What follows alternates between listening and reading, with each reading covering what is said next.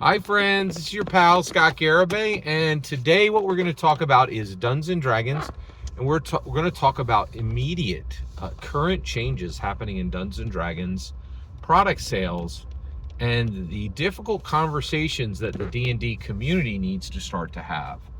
So I love American politics, and one of the things that I really like to identify and then talk about and you know think on, right?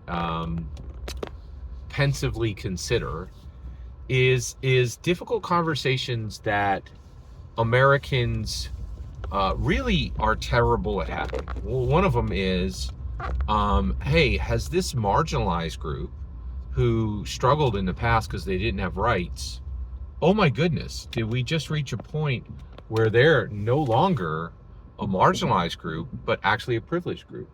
So this is a group that used to be castigated and was powerless and had to deal with problems coming from groups pushing down on them.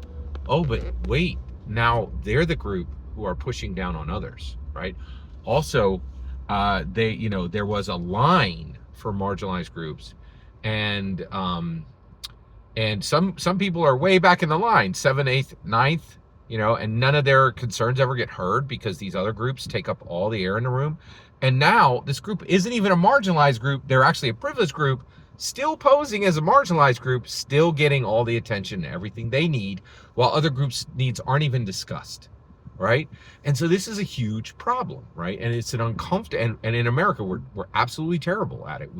In fact, I don't think we've ever done it. We've never said, hey, get out of the line. You're not a marginalized group. You're a privileged group. Stop pretending, right? Like, stop getting more when you already have, and stop pushing other marginalized groups back because you already got yours, and now you're getting more, and others aren't even getting their list looked at, right? Like, let alone getting anything on their list, right? Nobody's even aware of their list, right?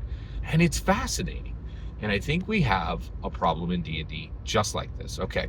So in the thumbnail of this video, you are seeing 4 character class dice sets for Dungeons and Dragons. I looked at these things, I was like, what? So first of all, props to props to Hasbro. Wizard of Coast doesn't matter. It's all Hasbro. All right. WotC is a sticker that's placed over the Hasbro face. Hasbro runs D&D. So I don't like to talk about WotC because I don't think they matter. Hasbro matters, right? Okay, so Hasbro is now printing class-specific dice for Dungeons and Dragons. Oh, that's interesting. Okay, so like Bard, Wizard, Warlock dice, for your class. Oh, that's awesome. What do they do? Like, what powers they unlock? Nothing. What? Wait, what now? Nothing. They do nothing. So why did you put Bard on the dice? Oh, well, it has some symbols that are Bard-like. Like there's a loot. There's a loot on the die. So what happens when the loot comes up, right? Does it, like give me an extra magic feat or extra hit points, or what does it do? Does nothing. So why did you make this? Like it's not needed. It's superfluous, right? Yeah. So why? Oh, I can tell you why. Here you go. Money. Oh, Hasbro's just making money, just squeezing the little guy. No. All right? Pay attention. Thankfully, we have Stephen Glicker, right? So he's sitting over there on Roll for Combat, and he just did a fantastic video. It's my favorite video of the month.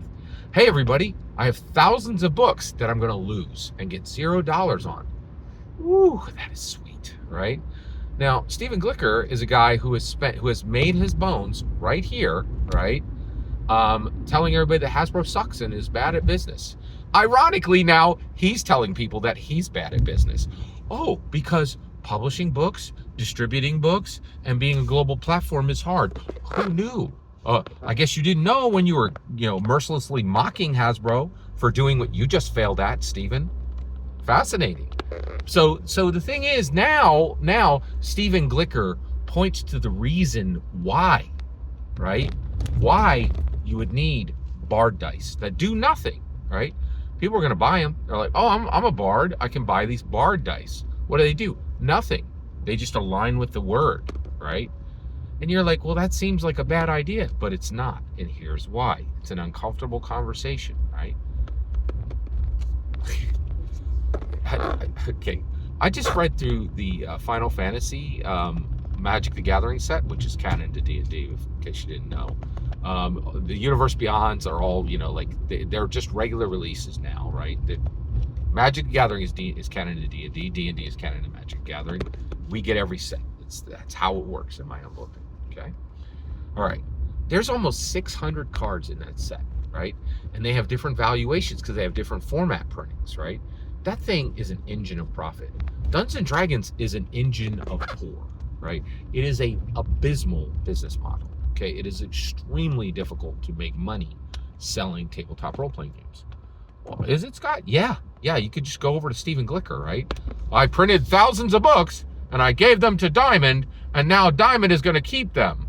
Why is that happening? Well, there's good reason why that would happen. There's a lot of precedence that Diamond can keep my books. I still gave them thousands of books. It's called the price of doing business, right? Making books, printing books, distributing books, functioning as a global platform is outrageously complex, and it's difficult. And this isn't even the first time thousands of books being returned or not being returned has caused major problems for TTRPGs. In fact, it happened decades ago, right? Stephen Glicker has absolutely zero reason to be surprised that Diamond is going to keep his books, right? It's happened tons of times before. Has he even read a single book about D&D history? He's talked about it at length, how books either being returned or not returned can catastrophically affect the finances of a company. He shouldn't have been surprised when it happened, right? And the point is, you need extra money. You need to wear money like armor, and you need to monetize your product, right? And when you do monetize your product, we in this community need to stop saying, oh, they're doing it for no reason. No, they are doing it so that when these absolute catastrophic events that happen and will continue to happen, so that they're ready for them, and they have an armor of millions of dollars. Millions. You need millions of dollars to absorb the bumps in the road that it takes to physically print books, right? This is difficult. This is hard, right? Everybody, this is Stephen Glicker. Diamond screwed up, but now I'm screwed. No, dude, you gave your books to Diamond when it's been discussed for 3 years openly that Diamond was on the edge of bankruptcy, right? That's no secret. Like, everybody knew, right? Like, you shouldn't be like, oh no, what happened? Of course, like, every comic shop's been filled for 3 years with discussion that Diamond's in a lot of trouble, right? Like, it was no surprise, right? And this is the point. These types of monetizations, we can't throw a flag on them. We need to realize that to do this, because and you think I'm wrong? Look over in the OSRs and the indies, right? They're like, we are going out of business because we cannot manage these bumps in the road. Dungeons & Dragons and Daggerheart are managing it. They're monetizing in unique ways. And we as the community need to seal our flapping maws and understand when a product is money armor and that there is a function for it, right?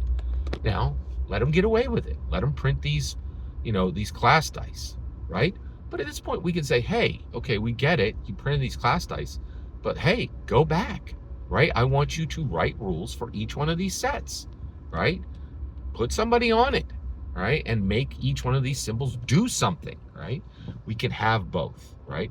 We can't have it immediately, but we can have it eventually, right? Every single word you just heard in this video is my humble opinion. Nothing more, nothing less. The important part is when I can hear your humble opinion. When you get in the comments and send your traffic. Please consider subscribing and have a fetch millennium.